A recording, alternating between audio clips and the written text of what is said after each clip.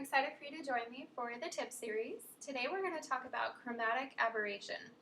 In other words, it's also called color fringing.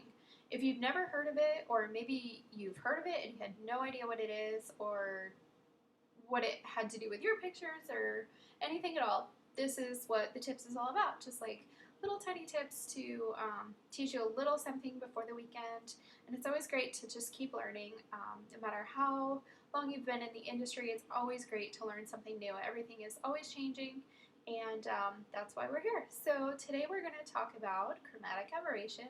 And if you take a look at this picture, I found this picture and I knew it was perfect for this. Basically, I had taken this picture in the fog of this stick. I was doing these random abstract pictures. You see these blurred ones down here. And I'm probably not going to do anything with this picture, but it was perfect to show you. So if you look here, you'll see, oh, by the way, we're in Lightroom and we're in the Develop module. You'll see the basic curve, and then I minimized all of these.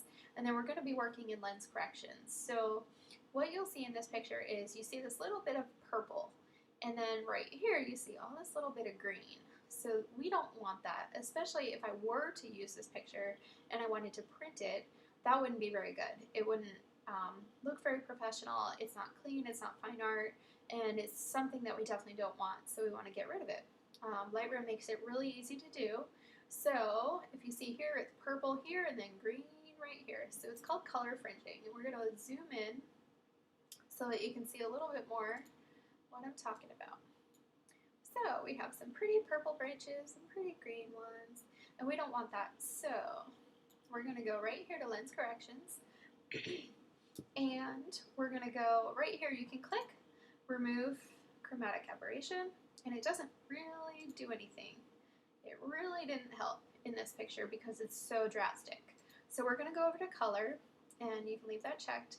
And then anytime you want to learn what tab is going to do in Lightroom, the best way to do that is to just go full out, go all the way, and then let's see what happened. All that purple is all gone. This is the purple slider, and it's all gone. Now, if we still want to go all the way, we could go back in a little bit and see. Let's go in a little bit more. See right here. Oh, it's gone right here, but there's still a little bit more there. So we're going to go about halfway. I think that's a pretty good point to be able to see the effects and get it to do what it wants. And now we're going to do the green, go all the way, and even at all the way, there's still a little bit of green. There's still some green hint to those. So for this picture, we're probably just going to go halfway as well because it gets rid of most of the green, and then that green was still there, so some of it isn't going to totally go away. So we'll go halfway. Now this might be a good preset to save and have in your presets. This might be a good option to save as chromatic, and then if you ever have a picture that you want to just quickly get rid of it, click chromatic and you'd be at halfway and you'd be good to go. You could always play with this hue, so I could try to get rid of this green by making it a little more orange, and that actually worked. So you got rid of more of that green, so you can play with the hue slider as well, and I'll probably just leave it there for now. So that's basically all you do. It's a few quick things, and then you can save this as a preset.